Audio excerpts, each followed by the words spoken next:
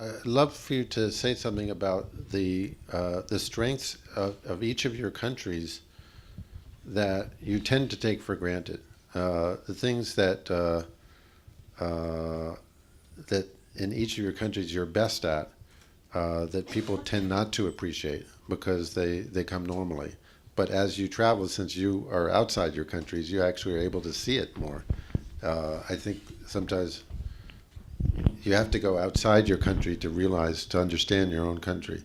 And so we had such a great selection here: India, China, Korea, and Singapore. And here first from Vasu. Thanks, all. Yeah. Thanks, all. Um, I'm Vasu. I'm from India. Referring to your question, I think what India has as a strength is our knowledge. The intellectual property what we have as which comes from our education system is quite high. It has been recognized by the world, and you have seen in most of the Silicon Valley, if you see, most of the entrepreneurs are from Yes. India. So this shows that we are innovative, we are entrepreneurs, but this somehow doesn't transform as such in India, and we are trying to brand ourselves on the technology base, and the world has recognized it, and we have been excelled in many fields. And the second one, I would say that we still believe in land, and we have an agriculture as a base for our country. Though we have technology that have advanced, as you said, we also have the mobile payment systems in India, where people would be surprised to know that, which is not available in Israel. You see it in India, we have a mobile-based payment systems. So we have advanced quite a lot. But to get a visibility of what we have done so far, we need to do it in volume. And the third thing what we have as an advantage is a huge market India is. We don't need to export whatever we build in India. Even if you sell it inside India to 1 billion people and make 1 rupee as a profit, you're a billionaire. So that's how India's market is, which you can't find in any other small country. And if you look at India, it's not, it's one country. People look at it as one country. But if you look at more closely, it's a union of small princely states, which has different cultures, which has different languages, and state to state, you have different way of looking at life. So this is what brings us all together, and we have survived as a union, whereas many countries are trying to bring up their own union and survive as one big country, which is not so feasible enough. But India has survived for the last 60 years, which you don't see it from inside. We don't see ourselves like we are one huge country and we are just made of small things. But having come outside and looking at the European Union and other unions, I see that we have this as a great strength. And we have to transform this into something that is economical and long-lasting and sustainable. So that's what I think our key strengths are as in India. Thank you. Howard. I think for China, the thing that people tend to ignore when you're inside the country is how efficient the government planning is. I'm not saying that it's definitely a good thing. It's sometimes, it can come back and hurt you. But one thing, for example, I realized that because last year I was working with an investment agency in United States, in Connecticut. And one of the intern we have spent like a whole month trying to figure out the regulation that allow the families to dig a garden in their backyard. And that will never happen in China. Once the government comes up with the regulation, then 20 million people and probably 5 provinces will follow. And that applied to the innovation, the technology field is that, because of this central governance and economic planning scheme that make everything much more efficient and applicable, and the implementation become a very viable thing in that country. And that kind of comes back and hurt people sometimes, but I do think in the technology implementation and the manufacturing field, that can be very efficient. It probably take 2 weeks to build a factory that will take 5 months to build in Israel and a year to build in United States. Well, I don't know how long does it take to build in Israel. Apparently, it's been 5,000 years of civilization here. But that's my point. It can be very efficient at the same time. Yeah, I mean, in traveling to China, the level of the infrastructure. I mean, I think they should do so well in New Jersey. I mean, they, not also Israel, but But it's the ability to basically to take a big bet and make a decision and implement it is an amazing thing. Yeah. Jay in Korea. I'm from Korea. And in Korea, we tend to complain because we have China just next to us, huge. It's 120 times bigger than Korea. And we have Japan, so popular and they're so strong and they're really rich. So we're like sandwiches. We just sound like, oh, we're like a cabbage in sandwich, not even ham. No one likes us. But now I came to Israel and I was a Korean teacher in Korean Culture Center in Jerusalem. I get to know that Korea has such a great image.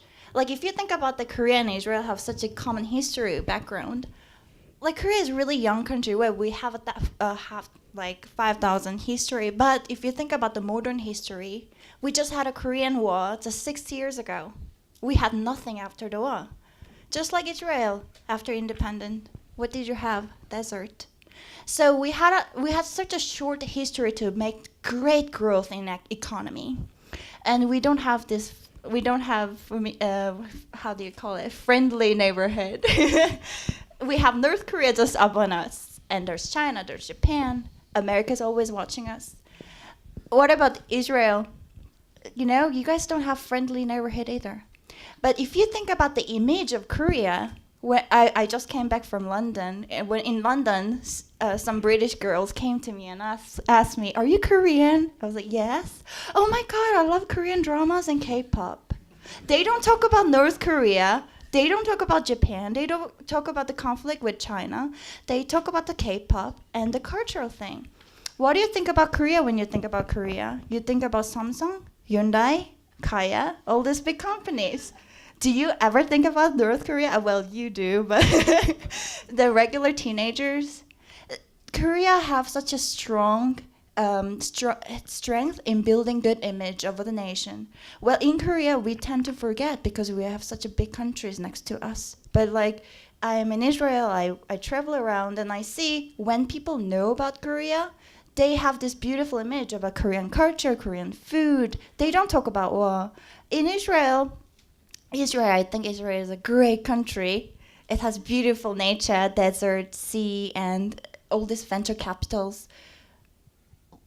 I don't think many of Koreans know about venture capitals in Israel. When they hear about Israel, they will think about the conflict, the Arab countries' conflict, the political conflict, all this problem that Israel have. But actually, Israel have such advantage, all these great things that are hidden behind this. So I think Israel can learn some things from Korea to make good image out of all this. Yeah, definitely. Also, one of the things that struck me in Korea was this is a country of about 40 million people, which for us is a big country, but it's the mentality is of a small country because of what's surrounding Korea, and I felt like that was a similarity between the countries. Sharon. So I think out of all the countries here, Singapore is probably the closest Yeah, to Israel. Yeah, I think in terms of strengths, I can think of two things off the top of my head. Singapore has pursued a very strong economic policy internally and externally based out of we do not fear competition. So Singapore is extremely open. I mean, we are a country of immigrants as well. I'm a third generation Chinese. My grandparents came to Singapore when they were 6, 7 years old. But I mean, in the span of like less than 50 years, Singapore has grown its GNP from $300, I think, to, I don't know, $60,000 a year, more or less. So I think this economic miracle, maybe Saul, you should write a book about Singapore too, is largely based out of really an understanding. I think Singapore's government is extremely also centrally planned, very, very efficient. We are great administrators. And the government really understood that we are so small, we have no natural resources, we cannot be closed, because if we are closed, there's nothing for us. So the first policy the government made was to open its doors, to attract, really investors, the power to woo foreign companies, to teach to help the local economy grow in terms of capital, in terms of technology, expertise. And then from there, we started to build into education, which I believe is the second strength of Singapore.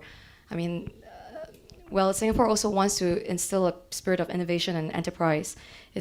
The word innovation, entrepreneurship, it's always buzzing from any course that you take. But I think Singapore has a lot of lessons to learn from Israel in that sense. But I mean, if you look at statistics, I guess Singapore students rank very high in math, in reading, spelling, science. So I think discipline is something that we always take for granted. Very strong discipline mentality within Singaporeans. Yes.